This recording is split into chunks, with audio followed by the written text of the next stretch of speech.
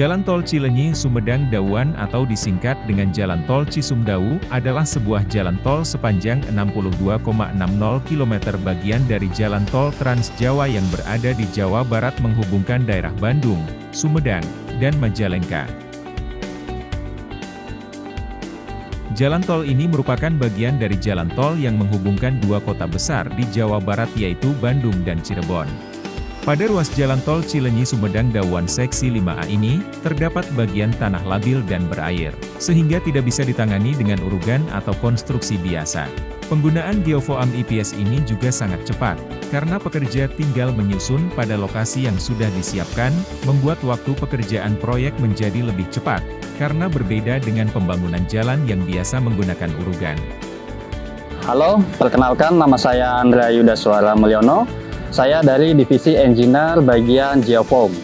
Ya, Geofoam ini berasal dari salah satu bahan plastik, yaitu polistiren yang di-expand, yang kemudian disebut dengan Expanded Polystyrene atau disingkat dengan EPS. EPS ini memiliki beberapa spesifikasi di beberapa bidang, salah satunya di bidang industri yang dikenal dengan masyarakat umum sebagai gabus atau styrofoam. Salah satu contohnya adalah packaging di elektronik. Kemudian selanjutnya di bidang teknik sipil, terutama di geoteknik, disebut dengan EPS Geofoam. Apa itu EPS Geofoam? EPS Geofoam adalah Expanded Polystyrene yang mengacu pada standar internasional yaitu ASTM. Di mana untuk mengacu pada ASTM ini, EPS memiliki beberapa klasifikasi berdasarkan densitas dan tingkat kekuatannya.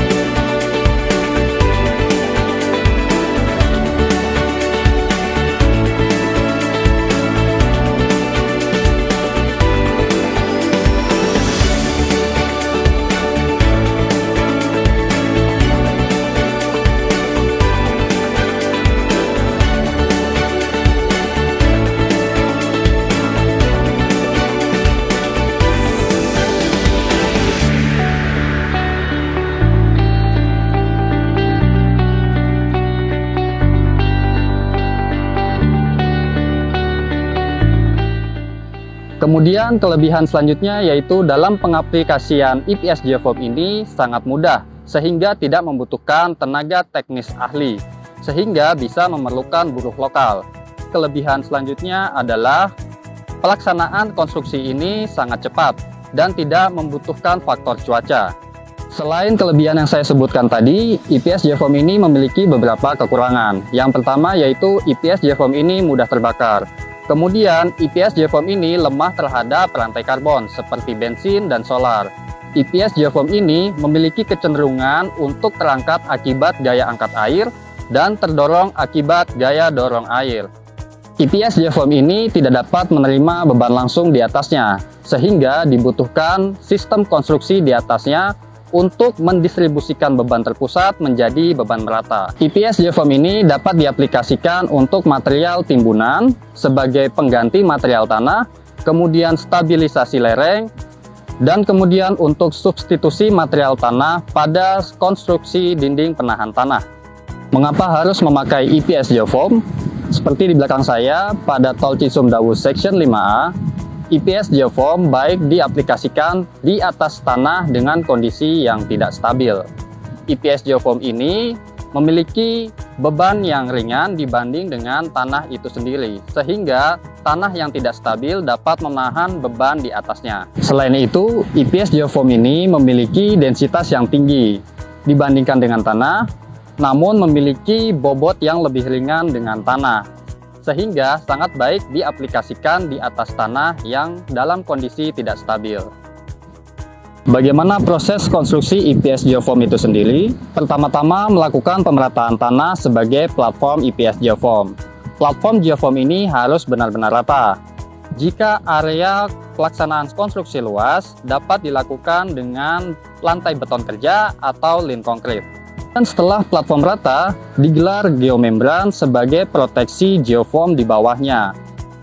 Geomembran ini berfungsi sebagai proteksi geoform dan untuk menyatukan geoform sebagai satu kesatuan. Kemudian langkah selanjutnya yaitu penyusunan IPS geoform.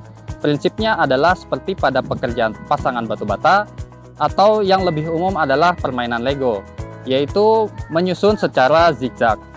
Apabila terdapat beberapa tumpukan atau yang kami sebut sebagai layer, antara layer satu dengan layer yang lain disusun secara tegak lurus. Hal ini berfungsi sebagai pengunci antar balok dan mencegah penurunan secara setempat. Hal yang harus diperhatikan adalah agar tidak ada rongga yang terjadi antar balok, karena rongga ini akan menjadi perlemahan dalam konstruksi geoform. Pertemuan antar balok pada setiap layer dan antar balok itu sendiri harus dikunci dengan pengunci yang kami sebut sebagai geogripper. Geogripper ini berfungsi sebagai perkuatan agar tidak terjadi pergeseran atau pergerakan selama masa konstruksi atau pemasangan. Setelah layer untuk mencapai elevasi rencana tercapai dan geogripper dipasang, kemudian geoform ini diselimuti oleh geomembran kembali. Geomembran ini yang berfungsi sebagai proteksi dari hidrokarbon yang merupakan kelemahan dari geoform itu sendiri. Kemudian tahap akhir adalah sistem konstruksi di atasnya dapat dilaksanakan secara konvensional.